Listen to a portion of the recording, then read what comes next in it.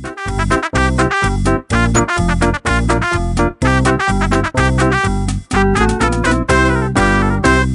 सुन रहे हैं EFA school radio.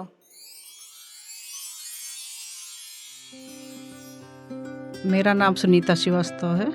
मैं शासकीय Sarojini Naidu government girls school में यूनिटी के पद पर कार्यरत हूँ और मैं सामाजिक विज्ञान विषय बच्चों को पढ़ाती हूँ कक्षा 10th में।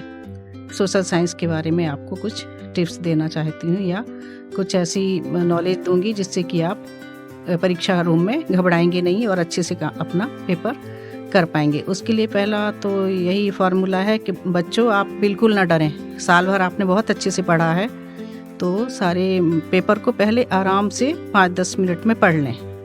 जब अच्छे से आप रीडिंग कर लेंगे तो आपको समझ में आ जाएगा कि हमसे कितने % पेपर अच्छे से बन रहा है।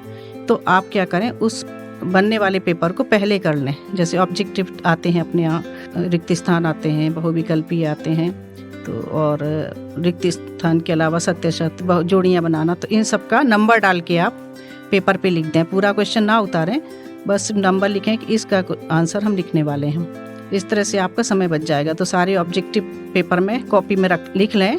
इसके अलावा फिर 2 नंबर के क्वेश्चन आते हैं, तो उसको बच्चों आपको ये ध्यान रखना है कि 2 नंबर के क्वेश्चन में इतना बड़ा ना लिख दें। मतलब 2 लाइन का पूछा गया है या परिभाषा ही पूछी गई है तो वही लिखना है। आप ज़्यादा लिखेंगे तो नंबर तो 2 ही मिलना है। इसलिए आपको इस बात पर फोकस करना है कि कितने नंबर का प्रश्न है और हमको कितना लिखना है। और ऐसी ही तैयारी हम लोग कक्षाओं में करवाते हैं। फिर उसके बाद 3 नंबर के क्वेश्चन आएंगे, 4 नंबर के आएंगे, तो फिर आपको थोड़ा सा अच्छे से मतलब बड़ा क्वेश्चन, बड़ा आंसर लिखना पड़ेगा। बड़े आंसर से मतलब सटीक आंसर, जो कि उसकी भाषा भी बहुत अच्छी होनी चाहिए और विषय से हट के कुछ नहीं लिखना है। आप सोचोगे कि हम ज़्यादा लिख दें तो ज़्यादा नंबर मिलेंगे, तो ऐसा नहीं होता है।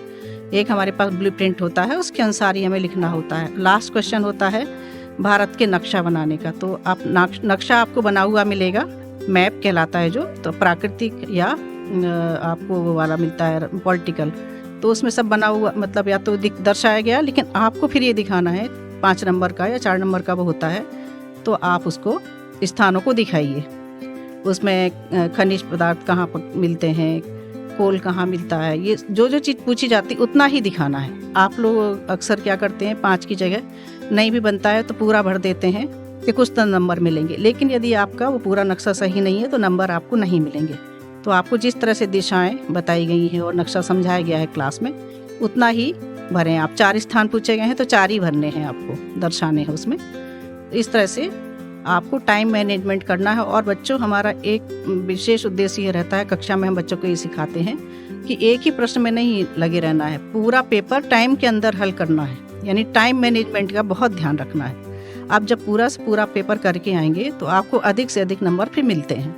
लेकिन यदि आपने कुछ क्वेश्चनों पे फोकस किया और बाकी छोड़ दिए तो बहुत ज़्यादा आपको नुकसान उठाना पड़ता है, फिर इसीलिए फिर नंबर कम आते हैं। तो मेरा तो यही सजेशन है। मैं तो अपने बच्चों को यही बोलती हूँ कि मैं, चूँकि बच्चों को कम समझ में आता है, अब आजकल संकेत चिन्ह बताते नहीं है कि हटा ही दिए कोर्स से, तो कोई ऑप्शन नहीं रह जाता है नक्शा करने के लिए। अगर नहीं बन रहा है तो आप बाकी कम से कम क्वेश्चन पे ज़्यादा से ज़्यादा ध्यान दें और टाइम मैनेजमेंट का पूरा ध्यान दें। समय से परीक्षा कक्ष में जाने के लिए आधा घंटे पहले पहुंच जाएं, साथ में पानी वगैरह जो भी कुछ खा पी कर जाएं, जिससे कि आपकी वहाँ तबीयत ठीक रहे।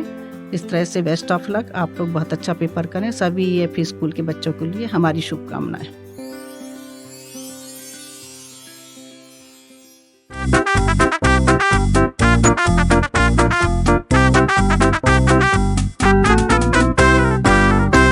आप सुन रहे थे EFA स्कूल रेडियो।